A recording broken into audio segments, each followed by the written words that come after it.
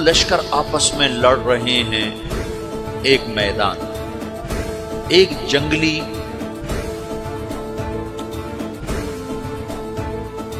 بدوؤں کا قافلہ، جنگل کے لوگ اپنے قبیلے کو لے کر، ایک جنگلی قبیلہ اپنے سردار کے ساتھ نقل مکانی کر رہا ہے ایک جگہ سے دوسری جگہ۔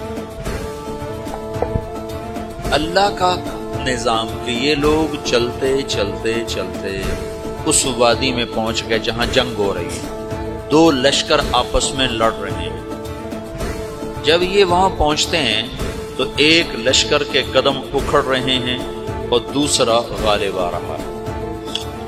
ان کو نہیں پتا شکست کھانے والے کون ہیں اور فتح پانے والے کون ہیں، ان کو نہیں پتا۔ اس جنگلی قبیلے کے سردار کا نام بھی تغرل ہے، تغرل۔ تو یہ سردار کہتا ہے جو شکست کھا رہے ہیں ان کی مدد کرو، کچھ پتہ نہیں کون ہے، کہتا جو شکست کھا رہے ہیں ان کی مدد کرو۔ تو 400 وحشی جنگلیوں نے فاتح لشکر کے پیچھے حملہ کر دیا۔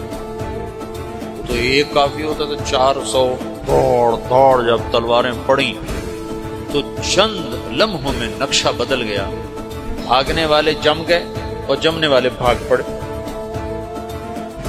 جب جنگ ختم ہوئی تو شکست خوردہ لشکر کے بادشاہ نے ان کو بلایا، اسے پوچھتا ہے مجھے جانتے ہو میں کون ہوں؟ کہا نہیں۔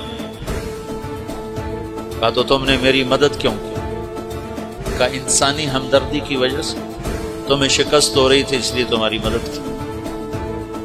اور اس نے اپنا تعارف کرایا، میں ہوں سلیمان سلجوقی ترکی کا بادشاہ۔ مسلمانوں کا لشکر تھا اور تاتاریوں سے شکست کھا رہا تھا، تاتاری فتح پا رہے تھے، مسلمان شکست کھا رہے تھے۔ تو وہ اللہ کی غیبی مدد بن کر آئے۔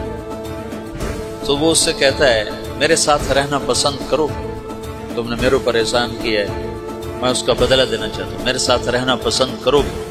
کہنے کا کر لوں گا۔ تو اس نے اس کو لے کر ترکی آیا اور استنبول اس وقت روم کی حکومت میں تھا، اسے فتح کیا اس تغرل کے آگے چوتھے پانچویں پڑپوتے محمد فاتح نے۔ تو یہ استنبول ہے، یہ ترکی ہے، بیچ میں ایک چھوٹا سمندر ہے، یہاں ایک جاگیر ہے۔ تو سلطان سلیمان کہتا ہے یہ جاگیر تجھے وقف ہے، ادھر سے رومی مجھے تنگ کرتے ہیں حملے کر کر کے، تو میرا دفاع کرتے رہنا، یہ جاگیر تیری۔ اس جاگیر پہ اس نے اپنے قافلے کو آباد کر دیا، اپنے قبیلے کو، اور ایک چھوٹی سی حکومت بنا لی، جو ایک صوبہ سمجھو سلمان سلجوقی کا، وہ ایک چھوٹا سا صوبہ ہے۔ وہاں جب یہ رہ پڑا تو پھر یہ ایک شیخ کے بیعت ہوتا ہے، وہاں شیخ طریقت ہے، ان کے یہ بیعت ہونے جاتی ہے۔ وہ اس کو رات اپنے پاس ٹھہراتا ہے، تو ایک کمرے میں ان کو ان کا خادم ٹھہراتا ہے۔ یہ جب کمرے میں جاتا ہے تو سامنے دیوار میں تاکچے پر قرآن پڑا ہوا ہے۔ تو یہ تغرل بیگ کہتا ہے یہ کیا ہے، یہ کیا ہے؟ تو وہ خادم کہتا ہے یہ کتاب اللہ ہے، قرآن ہے۔ وہ اس کو وہاں چھوڑ کے باہر چلا جاتا ہے۔ وہ دیہاتی آدمی، جنگل کا رہنے والا، پہلی دفعہ زندگی میں قرآن دیکھا، وہ کہتا ہے یہ قرآن ہے، اللہ کی کتاب ہے، میں اللہ کی کتاب کے سامنے سو جاؤں، کتنی بے ادبی ہے۔ تو اس نے اسے قرآن اٹھایا اور سر پہ رکھا اور کھڑا ہو، ساری رات قرآن سر پہ رکھ کے کھڑا رہا۔ رات کے پچھلے پہر اس کو خواب آیا،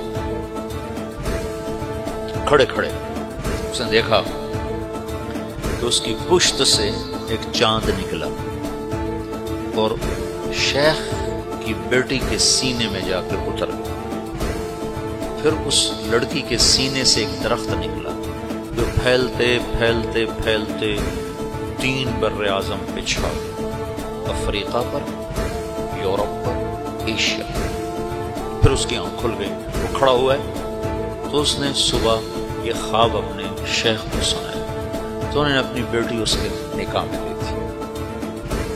اس بیٹی سے ایک بچہ پیدا ہوا، تغرل بیگ نے اس کا نام رکھا عثمان، عثمانی ترک نام سنو، جو میں نے کل بتایا تھا کہ 1924 میں وہ خلافت ختم ہوئی۔ تو ایک بیٹا پیدا ہوا عثمان، عثمان نے پھر ایک نئی اسلامی حکومت کی بنیاد رکھی جو 1924 تک چلتی رہی، کوئی 800 سال یہ حکومت چلی۔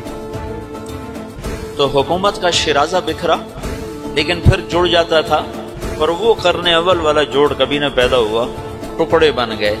ان ٹکڑوں میں اللہ لوگ پیدا کرتا رہا جو دعوت دیتے رہے۔